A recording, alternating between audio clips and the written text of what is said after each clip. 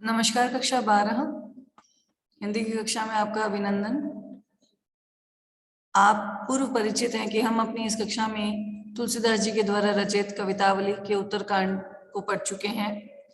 अब हम लक्ष्मण मूर्छा और राम विलाप के प्रसंग का अध्ययन कर रहे हैं। इस प्रसंग में बताया है कि मेघनाद के बाण के द्वारा जब लक्ष्मण जी मूर्छित हो गए और मूर्छित लक्ष्मण जी को बचाने के लिए हनुमान जी ने अपने सेवक धर्म का पालन करते हुए वहां से प्रस्थान किया और संजीवनी बूटी जो पर्वत सहित ही लेकर के वो वापस आ रहे थे, उसी समय वे अयोध्या के नगरी में से गुजरे। वहां उन्होंने भरत से भेंट की और भरत को समस्त प्रसंग ज्ञातव्य करवाया। भरत के राम के प्रति अनुराग को देखकर हनुमान जी प्रभावित हुए और मन ही मन उनकी सराहना करते हुए लंका की ओर लौटने लगे। इसी बीच राम जी का विलाप जारी है। वे अपने मूर्छित पुत्र समान भ्राता को अपने हृदय के पास ला करके और रोते हुए कह रहे हैं कि तुम्हारा बहुत ही कोमल स्वभाव रहा है, तुम मुझे कभी दुखी नहीं देख पाते, तो आज तुम मेरा कहना क्यों नहीं मान रहे हो। इसी क्रम में हमने पढ़ा कि राम जो है बहुत विचलित और व्याकुल थे। वे हनुमान की प्रतीक्षा कर रहे थे और इसी समय उनके वचन जो है वो स्फुटित होते हैं और इन्हीं वचनों में राम जो है वो कहते हैं कि हे भ्राता, मैं तुम्हारे बिना बिल्कुल वैसा ही हूं जैसे पंख के बिना पक्षी, जैसे मणि के बिना सर्प और जैसे सूंड के बिना हाथी। आगे की पंक्तियों में तुलसीदास जी ने राम के विलाप को दर्शाया है। असमम जीवन बंधु बिनु तो ही, इसी तरह से हे भ्राता, बंधु यानी भ्राता, मम यानी मेरा, जीवन यानी जीवन, बिनु यानी बिना, तो ही यानी तुम्हारी, तुम्हारे बिना मेरा भी जीवन बिल्कुल ऐसा ही है। जो जड़ देव जीवाई मोही, जो यानी यदि, जड़ यानी निष्ठुर, देव यानी देवता, जीवावे यानी जीवित रखते हैं, मोही यानी मुझे, कि यदि ये कठोर देवता मुझे जीवन दान देते हैं और जीवित रखते हैं तो मेरा जीवन बिल्कुल वैसा ही है जैसे पंख के बिना एक पक्षी का, मणि के बिना सर्प का और सूंड के बिना हाथी का, और वैसा ही तुम्हारे बिना मेरा जीवन। जे हूं अवध कवन महु लाई, जे हूं अवध, अवध यानी अयोध्या, कवन यानी क्या, मुंह यानी मुंह लेकर के, लाई यानी लेकर के, मुंह यानी मुंह, ज्यों यानी जाऊंगा, कि अब मैं अयोध्या कैसा मुंह लेकर जाऊंगा।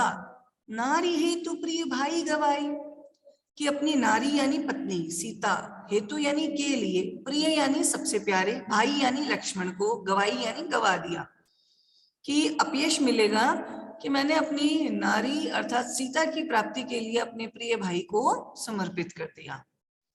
बरु अपजस सहतेउ जगमाई, बरु यानी बहुत बड़ा, अपजस यानी अपयश, सहतेउ सहना पड़ेगा, जग यानी संसार, माही यानी मैं। इस प्रकार इस संसार में मुझे बहुत अपयश सहन करना पड़ेगा। नारी यानी स्त्री, हानि यानी के बिना, विशेष यानी कोई विशेष, क्षति यानी क्षति या नुकसान, नाही यानी नहीं होता, कि अगर मैं स्त्री यानी अपनी पत्नी को खो दूं तो मुझे यहाँ कोई ज्यादा विशेष हानि नहीं होती है। ध्यान दीजिएगा क्या कहा उन्होंने। राम जी कहते हैं नारी यानी पत्नी, हेतु यानी के लिए, प्रिय यानी सबसे प्यारे, भाई यानी लक्ष्मण को, गवाई यानी गवा दिया।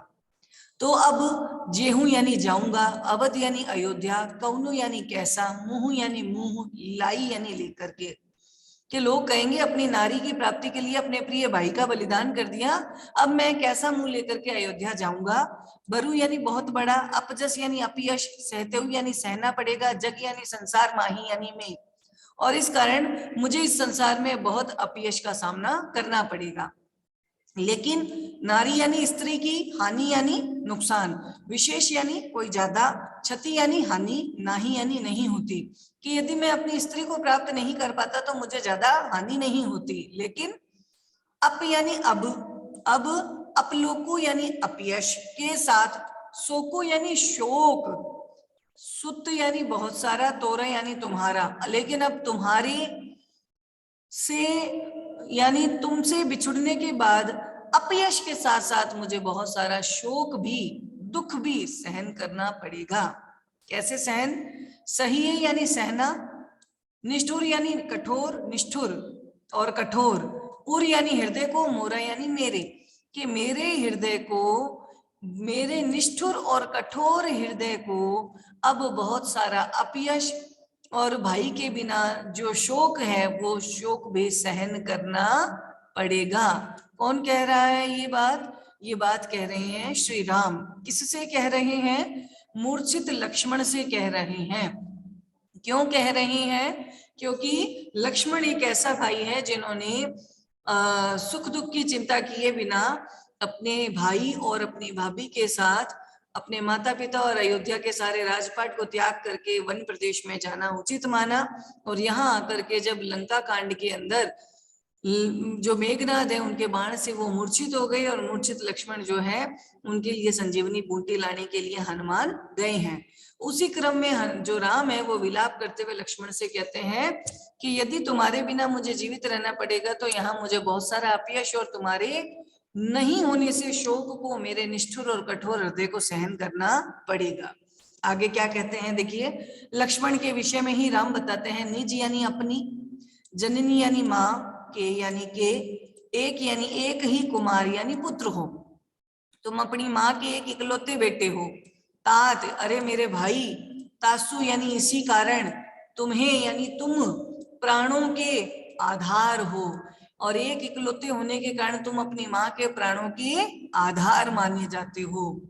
सौंपे सी, लेकिन उन्होंने सौंप दिया, मोही यानी मुझे, तुम ही यानी तुम्हें, और गही पानी, और ऐसा मानकर, पानी यानी ऐसी बातें जानकर, ऐसा विचार मानकर, क्या कि तुम्हारी माँ ने तुम्हें मुझे यह जानकर सौंप दिया कि सब यानी सभी तरह की, सब विधि ये सभी तरह की, सुखद यानी सुखों को देने वाले, परम यानी सबसे ज्यादा, हित यानी लाभकारी जाना, कि मेरे साथ भेजते हुए माँ ने ये सोचा कि सभी प्रकार का सुख और सबसे ज्यादा जो लाभ है वो प्राप्त होगा।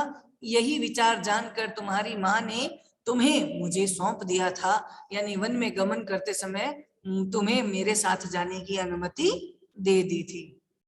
आगे कहते हैं, उतरु काह देहु तो ते ही जाई, उतरु यानी आंसर या उत्तर, काह यानी क्या, देहु देऊंगा, ते ही उन्हें, जाई जाकर के, और जब मैं अयोध्या जाऊंगा तो उन्हें मैं क्या उत्तर दूंगा, क्योंकि तुम तो मेरे साथ होगे ही नहीं। इसलिए उठी, उठो, किन किसी तरह से, मोही मुझे, सिखावहु सिखा दो, भाई ये भाई तुम उठो और किसी तरह से ये बात भी मुझे सिखा दो कि मैं वहां तुम्हारी माँ के सम्मुख उपस्थित होकर क्या उत्तर दूंगा। बहुविधि सोचत सोच विमोचन, बहु यानी बहुत, विधि यानी तरीकों से, सोचत सोचते हैं, सोच विचार, विमोचन श्री राम जी। तो इस प्रकार श्री राम जो है वो विविध तरह से इस प्रकार के सोच विचार करते हैं, और स्रवत यानी बहते हैं, सलील यानी आंसू, राजीव यानी राम जी के दल लोचन आंखों में से, और उनकी आंखों में से आंसू बहने लगते हैं। ठीक है। उमा एक अखंड रघुराई, अब यहाँ पर चर्चा हो रही है किसमें? शिव जी और उनकी पत्नी उमा पार्वती जी में। तो शिव जो है वो उमा अर्थात पार्वती को संबोधित करते कहते हैं, नर गति मनुष्य की गति की तरह, भगत भक्तों पर कृपाल कृपा दिखाई दिखाने वाले श्री राम वास्तव में एकमात्र और अखंड ही है। यानी मानव के रूप में जन्म लेने वाले श्री राम ने इस तरह मानव के रूप में ही जो विचार किया है या जिस तरह की विलाप किया है वो वास्तव में बहुत विशेष है। ठीक है। विशेष क्यों है?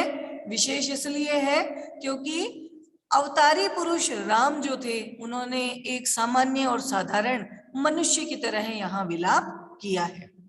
देखिए दोबारा से क्या कहते हैं, अस मम जीवन बंधु बिन तो ही, इसी तरह से मेरा जीवन भी भाई तेरे बिना हो गया है। किस तरह से? जैसे पंख के बिना पक्षी, मणि के बिना सर्प और सूंड के बिना हाथी।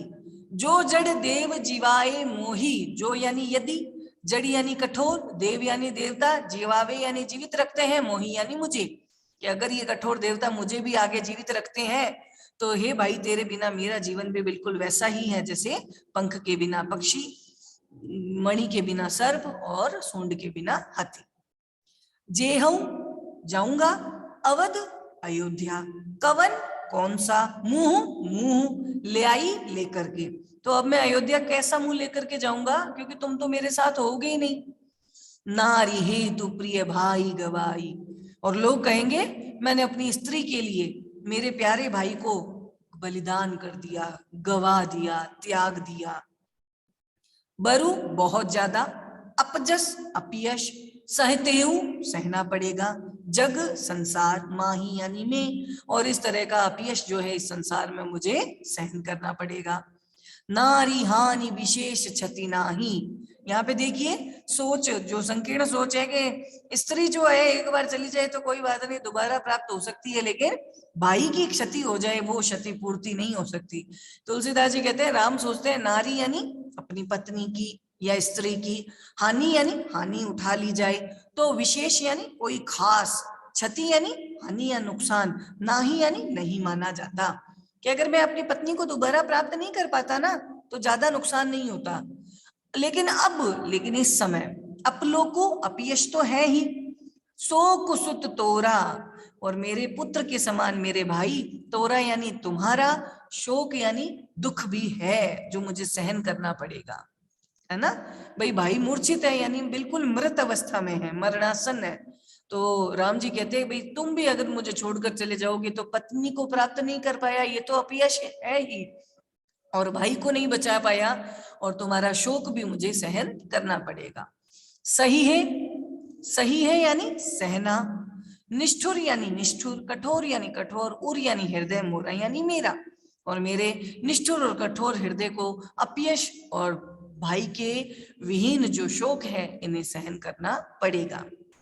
आगे अपने लक्ष्मण से ही वो वार्ता कर रहे हैं, उसे संबोधित करते हुए कहते हैं, निज यानी खुद की, जननी यानी माँ के, एक यानी एक इकलौते, कुमार यानी पुत्र हो, तुम अपनी माँ के इकलौते बेटे हो, तात यानी अरे भाई, तासु यानी इसी कारण, उसके, तुम यानी तुम ही, प्राण आधार प्राणों के आधार हो, भाई अपनी माँ के तुम इकलौते बेटे हो तो अपनी माँ के तुम प्राणों के आधार हो।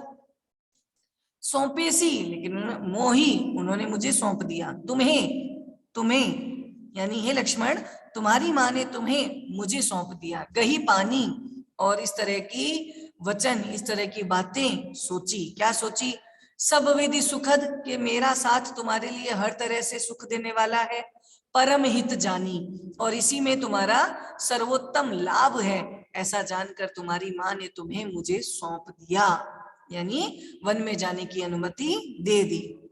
उत्तरु यानी क्या उत्तर, काह यानी क्या, देहूं देऊंगा, ते ही उन्हें, जाई जाकर के, और जब मैं अयोध्या जाऊंगा तो मैं तुम्हारी माता को क्या उत्तर दूंगा। उठी उठो, किन किसी तरह से, मोही मुझे, सिखावहु सिखा तो दो, भाई अरे मेरे भ्राता, हे मेरे भ्राता तुम उठो और किसी तरह से इस प्रश्न का उत्तर भी मुझे सिखा दो। बहुविधि सोचत सोच विमोचन, विमोचन यानी व्याकुल हुए भी श्री राम बहुविधि विविध तरीके से, सोचत सोच सोच रहे थे अलग अलग विचार, ठीक है, और ऐसे विचार सोचते हुए, स्रवत स्रवत यानी बहते हैं, सलिल यानी आंसू, राजीव यानी राम जी के, दल लोचन दोनों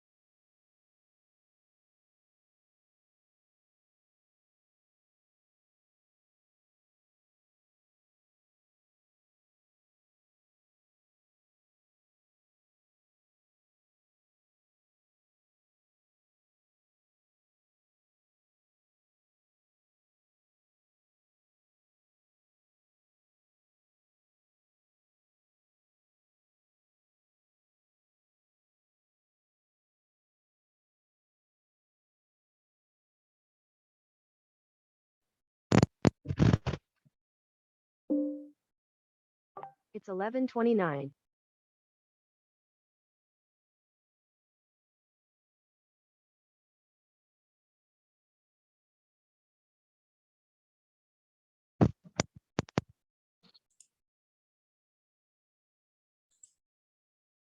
हाँ जी, तो जैसे ही करुणा रस के बीच में वीर रस आ गया, निराशा के बीच में आशा छा गई, यानी विलाप करते हुए राम जी के सम्मुख कौन आ गए? हनुमान संजीवनी लेकर आए।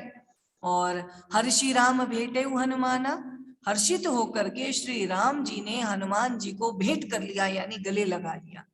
अति कृतज्ञ प्रभु, और प्रभु श्री राम जो है परम सुजाना, उस सर्वोत्तम बुद्धिमान हनुमान जी के प्रति अति यानी बहुत ज्यादा कृतज्ञ यानी आभार प्रकट करने लगे।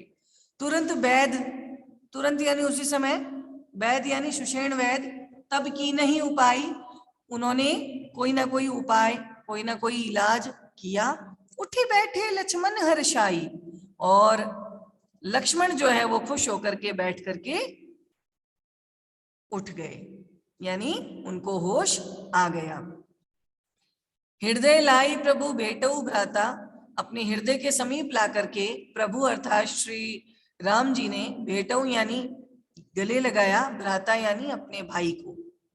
हर्षे सकल भालू कपि भ्राता, भ्राता का अर्थ होता है समूह, और खुश हुए सकल यानी सारी, भालू और कपि यानी बांदर यानी वानरों का सारा समूह जो है खुश हुआ। कपि पुनि वैद तहां पहुंचावा, और राम जी ने हनुमान जी से कहा, हे कपि, हे बानर, पुनि यानी वापस से, वैद जी को तहां यानी उसी जगह पहुंचावा यानी पहुंचा दो। कहां पर?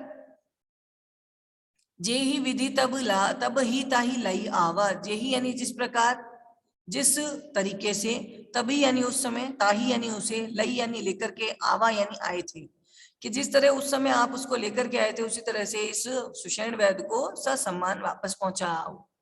यह वृतांत दशानन सुनेऊ, यह वृतांत यानी प्रसंग, दशानन यानी रावण ने, सुनेऊ यानी सुना। अति विषाद पुनि पुनि सिर धुनई, सिर धुनना यानी पछताना, पुनि पुनि यानी बार बार पछताने लगा, और अति विषाद यानी बहुत ज्यादा दुखी हो गया। व्याकुल कुंभकर्ण पही आवा, और व्याकुल होकर के कुंभकर्ण यानी अपने छोटे भाई को पही आवा लेकर के आने की सोची। विविध जतन करिता ही जगावा, और विविध यानी बहुत सारे, जतन यानी प्रयत्न, करी यानी कर करके, ताही यानी उसे, जगावा यानी जगाने का प्रयास किया। जागा निशीचर, और राक्षस जागा, देख ही कैसा, और किस प्रकार से दिखने लगा। मानहु काल देह धरि बैसा, मानो काल अर्थात मृत्यु, देह यानी शरीर, धरी यानी धारण करके आई है, वैसा ही कुंभकर्ण दिखाई दे रहा था। कुंभकर्ण बूझा कहू भाई, कुंभकर्ण पूछने लगे, भाई कहो, काहे तब मुख रहे सुखाई, काहे यानी क्यों, तब यानी तुम, मुख यानी अपना मुंह, रहे यानी रह रहे हो, सुखाई यानी सुखा करके, तुम्हारा चेहरा इतना मुरझाया हुआ क्यों है, तुम इतने सूखे चेहरे से क्यों नजर आ रहे हो। कथा कही सब ते ही अभिमानी, कथा यानी सारी बात, कही यानी कहा, सब यानी सभी की सभी, ते ही यानी उससे, अभिमानी कौन था? रावण। रावण ने उससे सारी कथा सारी कहानी सुनाई। जेही प्रकार सीता हरियाणी, जेही यानी जिस प्रकार से सीता अर्थात राम की पत्नी का हरि यानी हरण करके आनी यानी लाए थे, रावण ने वो सारा प्रसंग जो है कुंभकर्ण को सुनाया। तात, अरे भाई, कपिन्न एक बंदर ने सब निशाचर मारे, सारे राक्षसों को मार दिया। कौन बता रहा है? रावण। किसे बता रहा है? कुंभकर्ण को। महा महायोद्धा संघारे, और बहुत बड़े बड़े योद्धाओं का भी संहार कर दिया। यहाँ योद्धाओं के नाम है, देखिए, दुर्मुख एक यो जो निशाचर है उसका नाम है, सूररिपु यानी देव शत्रु, मनुज आहारी, इसे बोला है नरांतक, मनुज यानी मनुष्य का, आहारी यानी अंत करने वाला, यहाँ नाम दिया गया नरांतक, लिख लीजिएगा, मनुज यानी नर, और आतंकत नरांतक, नरांतक, यहाँ आहारी नष्ट करने वाला, अंत करने वाला, नरांतक। अतिकाय अकंपन, जितने भारी भारी विशाल विशाल राक्षस थे, अपर यानी और, महोदर यानी महोदर जैसे, आदि यानी आदि, वीरा यानी योद्धाओं को उन्होंने मार दिया। परे समर मही सब रणधीरा, समर यानी युद्ध में, परे यानी गिर गए, मही यानी में, वो सारे के सारे योद्धा युद्ध में गिर गए। सब रणधीर, और रण में धैर्य धारण करने वाले जितने भी रणधीर थे सबके सब वहां धाराशाही हो गए। अब दोहा कहते हैं कुंभकर्ण जी और रावण को संबोधित करते हैं, सुनी दस कंधर हे दशानन, के वचन सुन करके, वचन तब कुंभकर्ण बिलखान, बिलखान यानी व्याकुल होकर के बोले। उस समय कुंभकर्ण क्या कहते हैं, जगदम्बा हरियाणी, कि तुमने तो साक्षात मां जगदम्बा का हरण करके लेकर के आए हो, अब शठ और ये दुष्ट, और अब तू चाहत कल्याणी, और अब तू अपना कल्याण चाहता है जो कि संभव नहीं है।